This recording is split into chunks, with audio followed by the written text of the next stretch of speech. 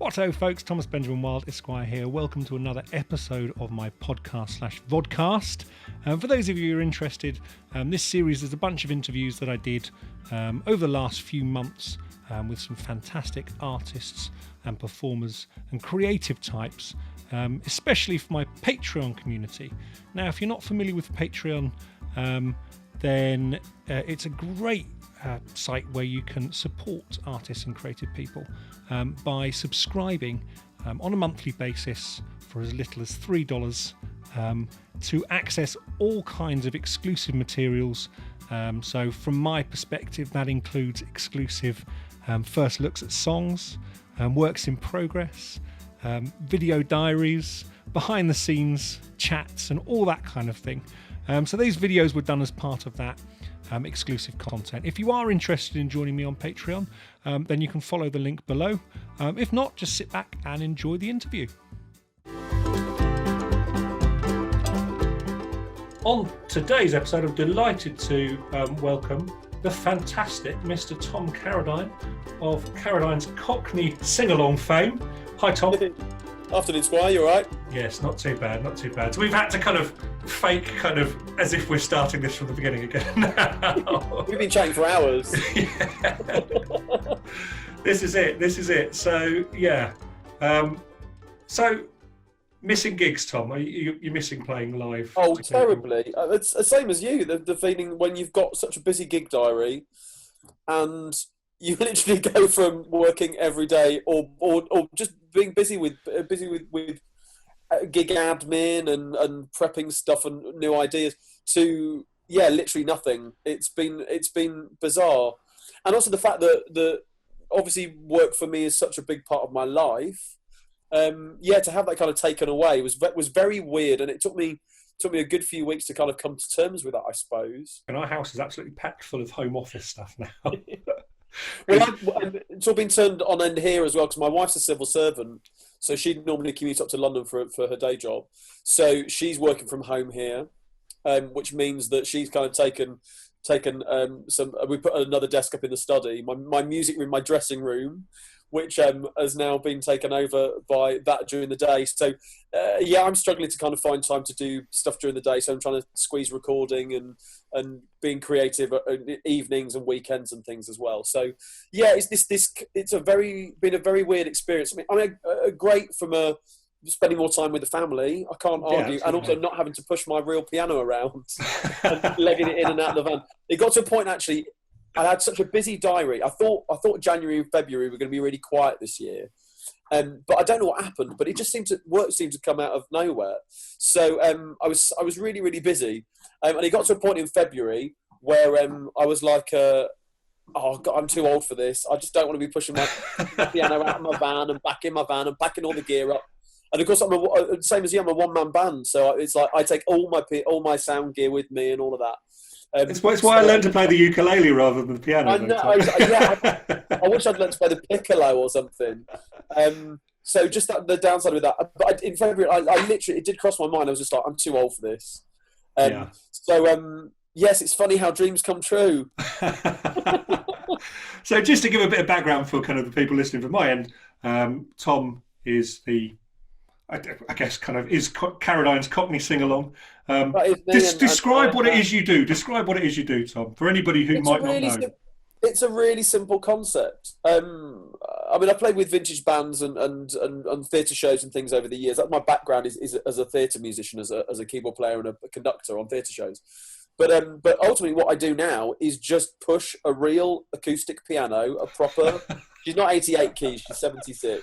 But I push her around. She's on heavy-duty wheels, and I'll go anywhere. I'll go to pubs or family parties or festivals, and I'll create a good old-fashioned knees up, singing all those songs that we think we don't know, but we actually do. As soon as you start hearing them, you know all of the words to them just automatically. Absolutely, It's bizarre. There's a real subset of songs that cross generations, both from my kind of passion, which is for Victorian music hall, I suppose. So you're talking kind of 1850, 1860 through till kind of the outbreak of the First World War, really, for kind of music hall.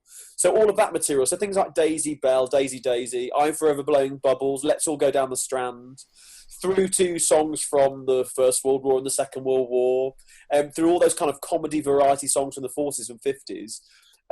Even things like You Are My Sunshine, an American song from the 1940s, but everybody knows it. Yeah. And even more modern stuff as well. I mean, my kind of repertoire cuts out about 1970. So I might do the odd Queen number or a bit of ABBA, but songs that everybody knows. I mean, things like Bohemian Rhapsody. It is one of the most complicated songs to sing and to play, but everybody knows the words. And it works as an ease up as well. It works as a kind of ease up. Anything that people are willing to, once they've had a few pints to drink, and just let their hair down, which is easily done in lockdown. With I need a haircut. I've noticed your lockdown hair. Mine's been similar. I had to get a pair of clippers through it the other day, just at the sides.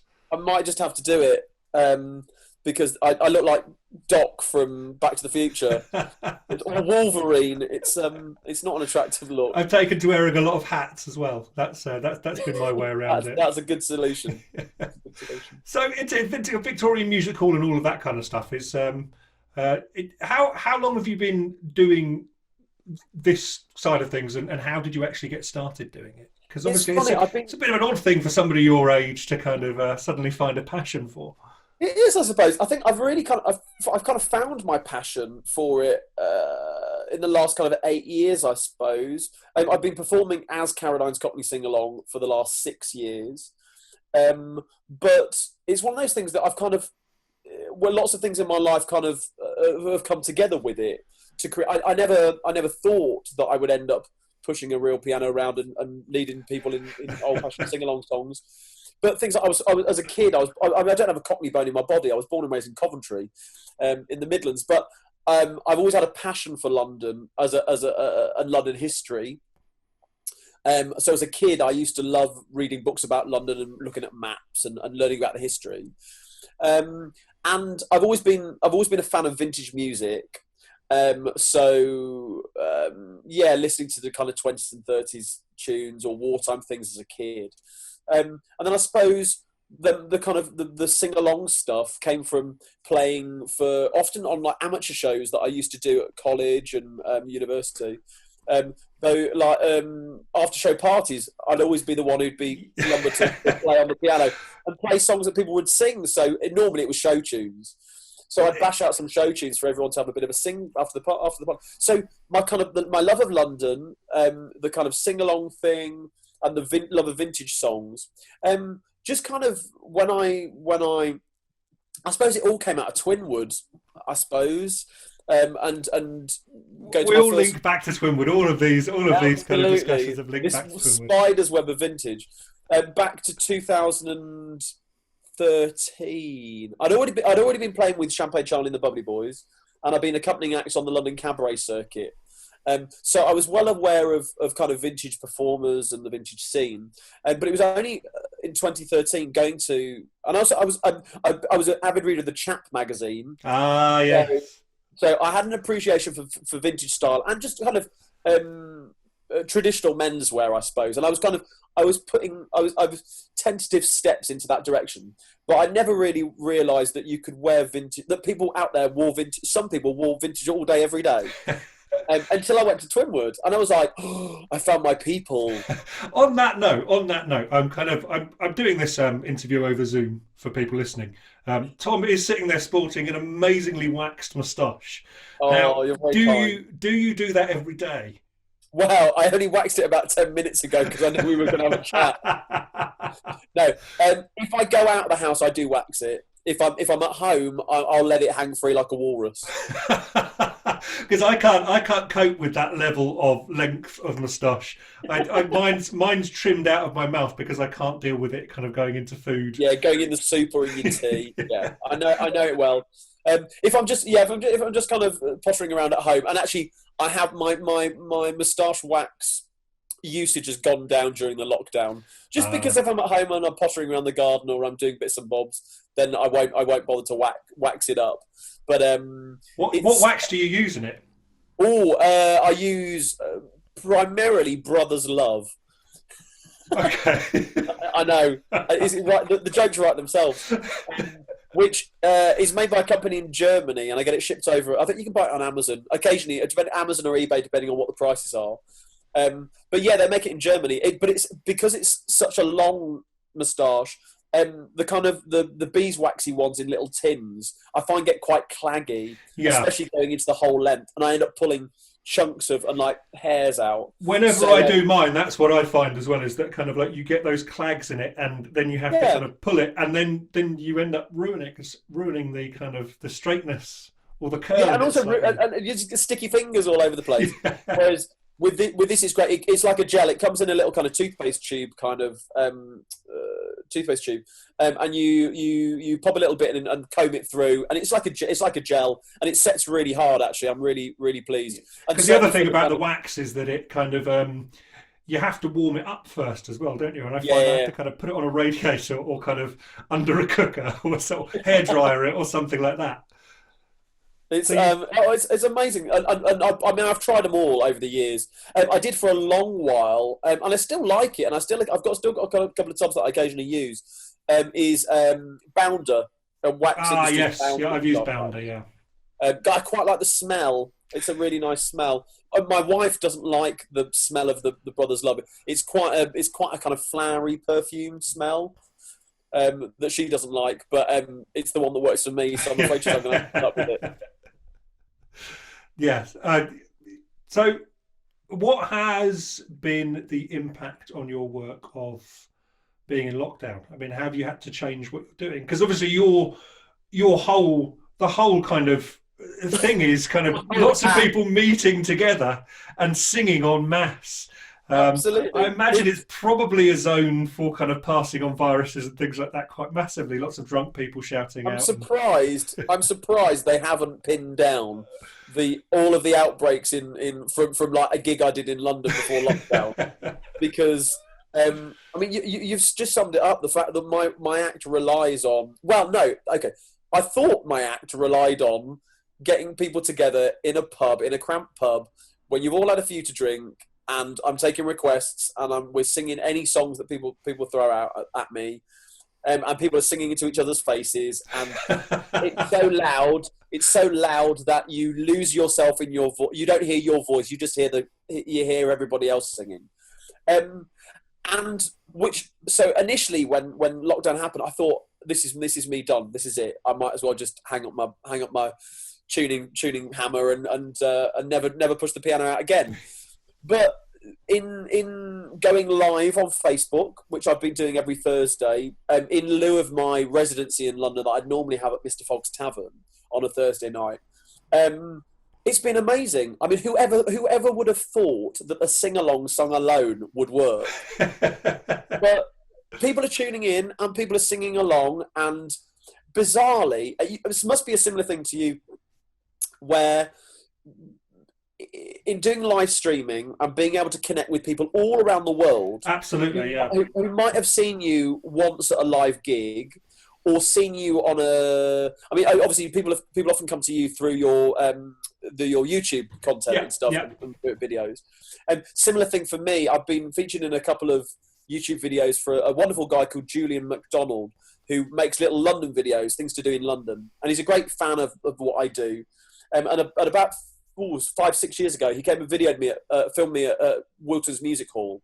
So there's a little video about that, and then he's come to see me at Mr. Fogg's, and I've been involved in a few of his other videos. So I get many people kind of coming to me through Jules's videos on YouTube. They'll see his stuff, and Jules uses my music as well often to bed under some of his videos. So people often find out that and find me through that. So, and then equally, when I was performing in London, people would come. They'd say, "Well, we've planned our holiday around coming to have a Thursday night at Mr. Fogg's Tavern," and I'm like, I'm blown away. This is amazing. So people like that who maybe come from the States or the Far East or from anywhere might have come and seen me once at Mr. Fogg's Tavern, and in theory would never see me again. Yeah. But the live streaming has just given me the ability to connect with those people again and have them welcome them into my house, into my music room, and also just to be able to share in a different way the songs that I love, because I can talk to the camera, I can talk about the history of the songs that I can still take requests and I can give shout outs, and we can celebrate people's anniversaries and birthdays, it very much in the same way that I would if I was in the pub, but I can really connect with a much, much larger audience than the kind of 150 people that might pass through Fogs on a Thursday night. Well, absolutely, yeah. I mean, reaching kind of fans on the other side of the world. Something because through my virtual tour, I did one that was kind of for different time zones. So I decided to kind of go at various different time zones because I was trying to come up with a bit of a niche, or kind of something a little bit different, rather than just doing the kind of the streaming things. But you've been going up every Thursday because you play at Mr. Fogg's on a Thursday, don't you? And it's been I noticed you altered the timing to fall after the NHS clapping as well. Not intentionally at all. That is purely accidental. It goes back to starting actually the week before the lockdown. Because I was in self-isolation because I thought I had a cough and a temperature, so we started it the week before, and in doing that, it was literally I did it with a couple of hours to spare. There was me thinking, "What? It's a Thursday night. I should be at Mr. Fogg's in London." And having experienced, I'd done a live stream 2 years before for Vintage Life magazine. And I'd done a stream on their Facebook, which was very odd. My first ever live stream sing-along. That was my first live stream for them as well. That was the first live stream. There we go. As well, yeah. It was a great experience to do. And actually back then, remembering back, I thought there is something here, but it's about packaging it in a way that works. And I mean, it had a great response, a great reaction. So as I said, the week prior to lockdown, I was basically a loose end. It was a Thursday night. I should have been lugging my piano up in London. So I thought, you know what? I'm going to go live on Facebook, and we did it. And it was literally just put my phone up on my bookcase, and there were like 750 people there watching live, 30,000 views on Facebook after the event. I mean, it was amazing. A great reaction. So. Yeah, it's now a fixture. And you've had some quite good media coverage with it as well, haven't you? Oh yeah, absolutely. Some nice coverage through BBC South East. A little mention on the TV, which was nice, and quite a lot of radio. I've had radio interviews coming out of my ears, especially of course through because in this time, it just pains me to think about it. The fact that lockdown happened just prior to St George's Day, and then VE Day. I mean, for me, those the two biggest weekends of the year. So, I dread to think how much money I've lost not working, not doing those. But it was great to be able to package my sing along up on the live streams across both of those celebrations. So I had some lovely media coverage over it, and I suppose people have really reacted well about the whole kind of keeping people's spirits up. I suppose, especially when we were in kind of full on lockdown. I know they're kind of easing it at the moment, but the reaction when people would come and watch it and say it's the highlight of our week, we always look forward to it, and also that kind of thing. I mean, even for me, it's nice to kind of know where I am in the week. It's like I've found that kind of having these things to kind of it keeps some kind of structure in this whole kind of weird non-structured time that we're going through. Your pants around the house all day kind of time. Yeah. Well, actually, you don't even need to wear trousers because actually we're already being seen from. Absolutely, I could just see your top off, Tom. I am wearing braces. Okay. So, do you have any favourite places to perform? Oh, yes, I really, really do. Well, two, I suppose. The first of all is has got to be at Twinwood in the Nag's Head, on that battered old piano when like half the keys aren't working and it's completely out of tune. But the sing-alongs, the spiritual heart of it is in the Nag's Head, that rotten old Nissan hut on the Twinwood site, because it's where it was born. It's where it will forever be. And it's, I mean, obviously Twinwood, the following for the sing along at Twinwood has grown, and for the last couple of years we've been in the Colonial Club after hours doing the sing along there, and obviously would have been there again this year, but looking forward to the postponed festival next year. So I suppose, yeah, Twinwood, the real kind of spiritual home for the sing along. So that means a lot to me to play there. Yeah. But also Wilton's Music Hall, which is officially where Carradine's Cockney Singalong first kind of was the packaged kind of show. It became the proper kind of official. It became the proper thing, indeed. Rather than just mates around a piano. When actually I decided I was going to create something, Wilton's were very gracious in giving me. It initially started out as music in the bar with me and my stage husband Champagne Charlie. We just encouraged people to come and have a sing along in the bar, and it was the second month there that they were turning people away at the door because it was so busy. The bar was rammed, and they were like, "We can't do anything because there are just too many people." And it was then that the manager said, "Well, there's nothing on in the main hall, so how about we just push the piano into the main hall?" But that was the same situation at Twinwood thing as well, wasn't it? We had to absolutely, move it from the next head to... when you outgrow a venue. So yeah, and then being in the main hall at Wilton's ever since. I mean, the show's developed and changed. It's very much now, although it looks a bit more produced. It's still rooted in what I do, which is just share these beautiful songs that I love. And the stories around them. So, especially at Wilton's, the piano's on the floor. It's not on the stage. It's on the floor in amongst the audience at the front, amongst tables at the front. And we project the lyrics of the songs onto the back wall of the stage. So everyone's eyes are up.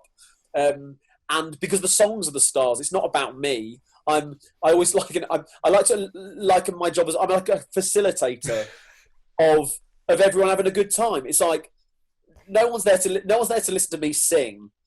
They're there to raise their voices together. And when you've got 300 people at Wilton's raising their voices, or when you've got 1,000 odd people in the Colonial Club at Twinwood singing so loud, pissing off the neighbours in the next village,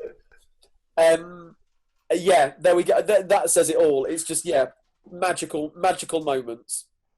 Brilliant. Now, on the note of kind of Champagne Charlie, you work with him a lot. Oh yeah. Your stage husband. Do you have any other kind of performers that you would admire, or people that we should be listening to if they're interested in your type of music, the kind of music that you perform? My type of music, not so much. I mean, there are a wonderful wealth of great sing-along pianists. People think the sing-along pianist is a dying thing. It's not. I can tell you, there are at least 10 fantastic sing-along pianists in the UK. The nice thing that I know of and that I regularly kind of share work with, but the nice thing about that is we all have our different kind of unique selling points. Yeah. For me, it's my period look and my love of Victorian Music Hall. There's a guy, Luke Meredith, does a lot of stuff on the burlesque scene as Mr. Meredith. He's a wonderful sing-along pianist. He plays all of the old stuff as well, but he cracks out a few more modern tunes as well. Then also you've got wonderful people like John Orchard, Sing-Along a John, who he used to play with a house band at the Golden Garter Club in Wythenshawe back in the 1970s. So he's played on the bill with some fantastic of those old pop acts and variety acts from the 60s and 70s. So and actually Luke and John both used to perform at the Coach and Horses pub in Soho, where they have a weekly sing-along night as well. So yeah, and there's Mark Davis, another friend of mine who lives on the south coast, who's got a mobile piano. So there are a few of us out there doing it, but yeah, they're great. But we all have our different kind of takes on it, I suppose. Who are your favourite acts on the vintage scene at the moment? What acts would you recommend? Because you work with a lot of that. You work with a kind of huge wealth of kind of talent on the scene. The joyous thing of being not only being a kind of solo act myself, also, yeah, as I said, work as a pianist and an accompanist. So I've had the great pleasure of working with loads of acts over the years. Personal favourites. I mean, one of my dearest friends now is the wonderful Dandy Wellington, based over in New York. Amazing man. An amazing band leader and style icon. Absolutely. I'm jealous of his style on Instagram. You're not the only one. You are not the only one. And I find myself holding him up and comparing my kind of own style and kind of coming short a little bit, I find. Oh, no, but we all have our different styles. And actually, one of the things I've loved over the last few years is developing my own kind of style and feeling comfortable and confident in that. So, but no, Danny's a huge inspiration to me musically and also just that way he works. He's a true gentleman and he really has a great kind of business head on him as well. So yeah, Danny's well worth a look for people who are interested in kind of hot jazz from the 20s and 30s. I have to plug Champagne Charlie, absolutely, my stage husband, a fantastic act. He's got a great love of again music from the 20s and 30s. And I've really enjoyed playing with his band over the years. I have to try and convince him to come and talk to me at some point. So. Oh, do! I think he'd love it. He would love to. And Lily La Scala as well. Yeah. Beautiful. The songbird of Trafalgar Square, Lily La Scala. I have a great pleasure of accompanying Lily on lots of things over the years. And she's great. But I mean, the wonderful London Bells, who I know you've collaborated with as well. The Victory Sisters, some good friends of mine who are another three-part girl group who are amazing and create some great work. One of the things I love about this country is because of the vintage scene, there is such a wealth of vintage musical talent, yeah, I love it. I love being part of it. It's a great community. It is a really nice community, and also the fact that we have the ability to collaborate and share ideas and work together. So, yes, which I'm looking forward to doing with you, Yes, sir. Absolutely. Absolutely. Well, we'll get on to that in a little while. Before we do that, what have you got anything coming up that you would like to talk about? Any exciting kind of ventures? I know it's quite difficult during this time to know what you've got coming up, but anything exciting? Really, honestly, I've kind of ruled out live gigs until Christmas. If stuff comes up, I will be. If lockdown eases and theatres come back and or pubs come back and we can socially distance and we can do sing along stuff, then I will be the first to drag the piano up to London or wherever and do it. I've got a few things still in the diary. A thing up in Northampton next month, which we're hoping will still go ahead. And I've got a date at Wilton's Music Hall in September as well, but who knows? I mean, alongside that, so the live streams every Thursday, and also kind of using this time to get my head around a new album as well. Okay. That's the I'm kind of the theme for this one. The first one was a sing-along album, an hour's worth of sing-along classics in kind of my medleys that I do. The second one was a music hall album with 11 musical songs that you've never heard before or probably never hear again. The kind of popular musical songs, but with the verses that people often don't sing. So to kind of put those songs in context. And I was wondering what my next album would be, and I think it's gonna pick up on my love of London. I'd like to do an album with selections of songs set in London or about London. Or inspired by London. There's such a wealth, and not only Victorian musical songs. There's some great songs from the Second World War about London, and one of my favourites is Noel Coward's London Pride. Oh, absolutely! I was going to mention that one. I was going to suggest that one. It'll be on there. But even Noel Coward actually wrote 3 songs at that time. He wrote another one called Saturday Night at the Rose and Crown, which is kind of waltzy drinking songs, a bit like Down at the Old Bull and Bush. Yeah. And London is a little bit of All Right. Which is a beautiful little song, and and even things like there's a Sweet Thames Flows Softly. It's an old folk song, but it's been covered many times over the years. So trying to put that into maybe like a Thames medley. So I've got lots of ideas. I need to kind of pin it down. But yeah, watch this space for a Tom Carradine's London Songbook album, I think. And you can find the other albums on places like Spotify and iTunes and all those kind of things, can't you? Indeed, absolutely. And people can order a CD from your website still? They can. Yeah, I do have physical copies for those of you people who enjoy album artwork and an actual physical, tangible copy. Indeed, Carradine's cockneysingalong.co.uk. I win the prize for the longest web address in the world. Now, interesting thing is if you Google Tom Carradine, yeah, something rather interesting comes up, doesn't it? It does. It says, well, it certainly said a few days ago when I checked again, as you do. I checked this afternoon. It's still there. Yeah. It's still there. that I am the son of the actor David Carradine. The only which is fake news. It's fake news. It isn't really. I'm not really. I was born and raised in Coventry, and also I'm a bit annoyed that it puts another 10 years on me. It says I'm 47. And that you were born in California as well. And I was born in California. Yeah, I'm actually 38. But yeah, it's funny. And bizarrely, I've got more of an internet presence than the real Tom Carradine. Now, who is the real Tom Carradine? Am I the real Tom Carradine? Or, I mean, how does the internet work? I don't know. Your pictures come up. Your pictures come up with that. That's the thing. My pictures come up. His information comes up. So hopefully, if enough people keep complaining or reporting it on Google, then maybe it might change. Actually, my son was eager to find out. I was interested to find out because we've got a couple of these Google Home speaker things around the house. Yeah. And a while back, Andrew tried it, saying, "I'm not going to say it now, otherwise it's going to go." Say the Q words and say, "Who is Tom Carradine?" And he didn't know who I was. And we tried with a few of our other friends, vintage acts and cabaret performers and things, and it knows who they are. And I was like, oh, it's because I haven't got a Wikipedia article. That's the problem. It's going. This is the thing. You're nobody to have. I don't have a Wikipedia page either. Absolutely. So do you create your own Wikipedia page, or is that a vain thing to do? I think you might get pulled up on that. No, it takes someone else to write a Wikipedia article for you. But the problem with Wikipedia as well, as I've investigated this, is the fact that it requires all of the web links as well, because you basically can't put anything that's. The idea is that you can't put anything that's false up on YouTube. Yeah. So everything needs to be referenced over to something. So if you've got loads of press coverage, if you've got comments in press articles and online things, then that's good.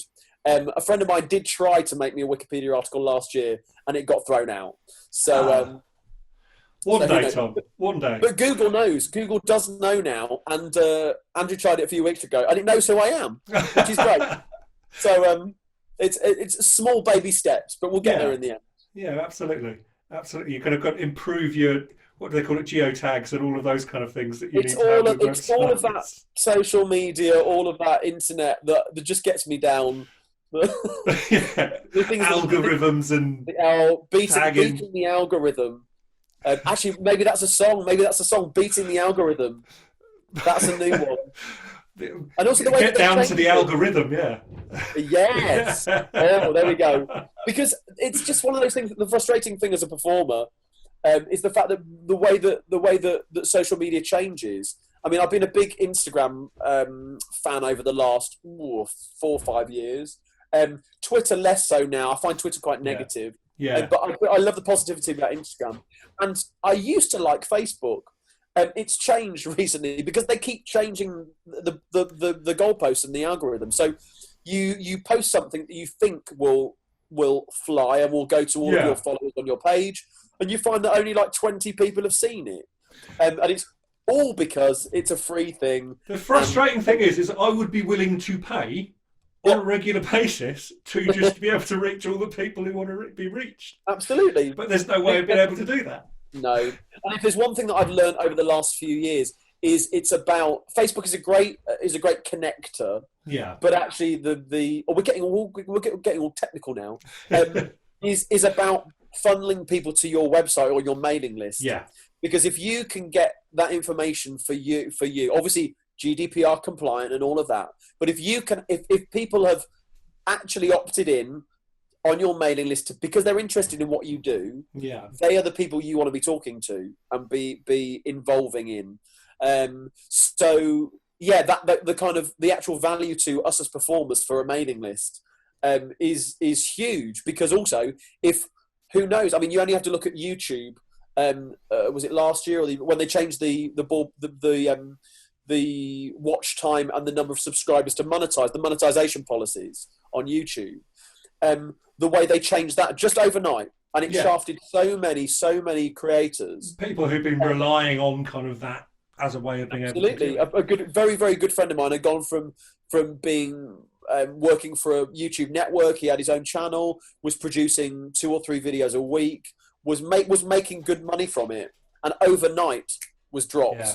And it's so. I mean, who knows whether Facebook will change everything at some point, or just say okay, you know what, you're going to pay for it. So I think having that kind of mailing list in your back pocket, as it were, is really important for a performer. Absolutely. And also it means you can create that community, build that community of the people who are really interested in what you're doing. So if people want to join your community, Tom, if people want to kind of support and kind of get on there, where's the best place for them to go? Best place initially is Carradine's Cockney Singalong, I suppose, .co.uk. Sign up to my mailing list there. Though actually, that reminds me, I haven't put out an update on my mailing list in a while. But actually, what's working really well at the moment is I've got not only have I got my Carradine's Cockney Singalong page on Facebook, I've also got let me get this right, Carradine's Cockney Singalongers. It's a group. It's a group. It's a private group. Though anyway, it's there for all comers. But it's just basically a way. I kind of, in lieu of the Patreon thing that I know that you're doing and working on, and I've seen work for other performers, as a kind of first steps into that kind of creating stuff and connecting with my kind of core followers, I suppose. It's just a little group, and actually that's really taken off over the last few weeks. Not only initially it was just kind of me posting behind the scenes info or kind of gig dates and kind of updates and things, but actually now it's created a community within itself of the people who are watching me every week. So, and people are talking about requests or and people ideas. opt out with the groups. People opt out of kind of seeing updates of that rather than kind of relying on algorithms, doesn't it? You've worked it out. Yeah, in a group, the default is to get notifications. Yeah. So I know if I pop something on that page, that it will be seen. It will go into everyone will get a notification for it unless they've opted out, which is great to know that actually what I'm putting out there. And also, if I'm putting that out to a group of people who have purposefully clicked through to join the group, they want to be there. They're interested in what I do. I think that's a good tip actually, because I haven't got. It's been a real revelation. So yeah, you can have that one for free. Because I've got a private group for my patrons. Because it's much easier to copy stuff across the Patreon, of course, because people don't use that every day necessarily. But that might have to be something that I create. I need to come up with a name for Thomas Benjamin Wilde Esquire fans. For your fans, yes, indeed. I've put it out to my patrons and asked for them for suggestions. So we'll be choosing that at some point. Okay. That's great. So without further ado, I'm going to now play the collaboration that myself and Tom have done of Tom Lehrer's classic, I Got It From Agnes. Woo! Thank you, Tom. Pleasure. Great to talk to you. I love my friends and they love me. We're just as close as we can be. And just because we really care, whatever we get, we share.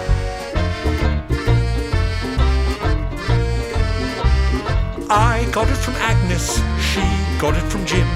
We all agree it must have been Louise that gave it to him. Now she got it from Harry, who got it from Marie. And everybody knows that Marie got it from me. Charles got it from Daphne, she got it from Joan, who picked it up in County Cork, a kiss in the Blarney Stone. Pierre gave it to Sheila, who must have bought it there. He got it from Francois and Jacques, ha-ha! Lucky Pierre! Max got it from Edith, who gets it every spring. She got it from her daddy, who gives her everything. She then gave it to Daniel, whose spaniel has it now. Our dentist even got it, and we're still wondering how. But I got it from Agnes, or maybe it was Sue. Or Millie, or Billy, or Jilly, or Willie, it doesn't matter who. It might have been at the club, or at the pub, or in the loo. And if you'll be my friend, then I might. Mind you, I said might.